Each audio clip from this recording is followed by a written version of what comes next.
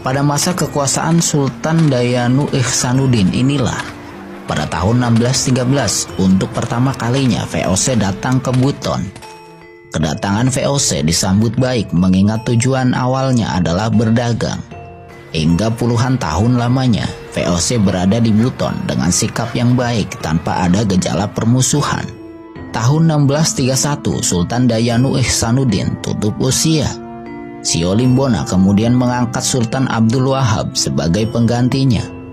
Namun, Sultan baru ini hanya menjabat selama setahun. Sio Limbona kembali mengadakan pemilihan dan mengangkat Sultan Gafuru Wadudu sebagai penguasa baru atas Kesultanan Buton. Tahun 1666, Kesultanan Buton mendapatkan ancaman berat ketika pasukan dari Goa menyerbu. Pertempuran berlarut-larut itu memaksa Kesultanan Buton meminta bantuan kepada VOC. VOC tidak menyia-nyiakan kesempatan itu. Bala bantuan VOC pun dikirim dari Batavia. Dari sinilah, kelak Kesultanan Buton akan menghadapi masalah lainnya yang tidak kalah berat, strategi adu domba ala VOC. Pertengahan abad ke-17, tepatnya tahun 1666, pasukan Goa dalam kekuatan besar semakin mendekati istana Kesultanan Buton. Hanya tinggal menunggu waktu, pasukan Goa dipastikan akan menjatuhkan Kesultanan Buton. Ketika itu, Kesultanan Goa mengerahkan armada kapal perangnya dengan dukungan 20.000 prajurit. Dalam kondisi terdesak itulah, Buton tidak memiliki pilihan lain selain meminta bantuan VOC. Gubernur Jenderal VOC saat itu, John Matsuyker, segera merespon permintaan Buton.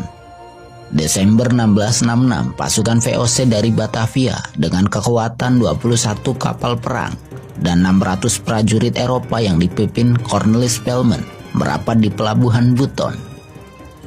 Kekuatan tambahan juga didatangkan dari Bugis yang dipimpin Arung Palaka dan pasukan VOC di Ambon yang dipimpin Kapitan Yongker. Serangan Goa terhadap Buton itu bukannya tanpa sebab. Arung Palaka, buronan utama Kesultanan Goa, bersembunyi di Buton.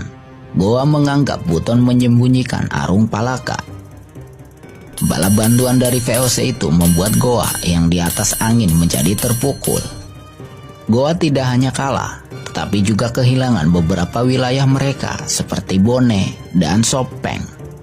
Bantuan VOC kepada Buton menghasilkan perjanjian yang ditandatangani oleh Sultan Adili Rahia dan Cornelis Spelman di atas kapal Top van Zeeland pada 25 Juni 1667. Perjanjian di atas perairan Bau-Bau itu memuat beberapa pasal yang sebagian membuat Kesultanan Buton mulai terkikis kedaulatannya. Salah satu pasal dalam perjanjian itu menyebutkan bahwa Sultan yang akan diangkat harus mendapatkan persetujuan dari VOC dan Ternate. Semua hal yang berkaitan dengan pemecatan atau pengangkatan pejabat tinggi Kesultanan harus dikonsultasikan terlebih dahulu kepada VOC dan Ternate. Selain mengikat secara politik, perjanjian itu juga mengikat secara ekonomi. Salah satu pasal menyebutkan bahwa semua pohon pala dan cengkeh yang berada di kepulauan Tukang Besi harus ditebangi serta dimusnahkan dengan pengawasan VOC. Kesultanan Buton mendapatkan kompensasi sebesar 100 ringgit per tahunnya dari pemusnahan tanaman industri ini. VOC memaksakan pemusnahan ini untuk menjaga agar harga cengkeh dan pala tetap tinggi. Pada masa tersebut, VOC telah menjalin hubungan yang kuat dan memiliki persekutuan dengan Kesultanan Ternate untuk menguasai atau mengamankan wilayah di perairan Nusantara kawasan timur. Hal inilah yang membuat Ternate terlibat dalam perjanjian di Teluk Bau-Bau itu. Cornelis Spelman yang dikenal sebagai si pengadu domba berhasil menjalankan misinya di perairan sebelah timur Nusantara.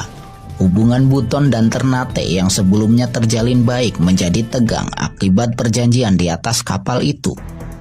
Kelak, rentetan konflik di Buton dan sekitarnya akan membawa Spelman mengakhiri kekuasaan Sultan Hasanuddin di Goa. Setelah perjanjian tersebut, VOC mengendalikan perdagangan di perairan Buton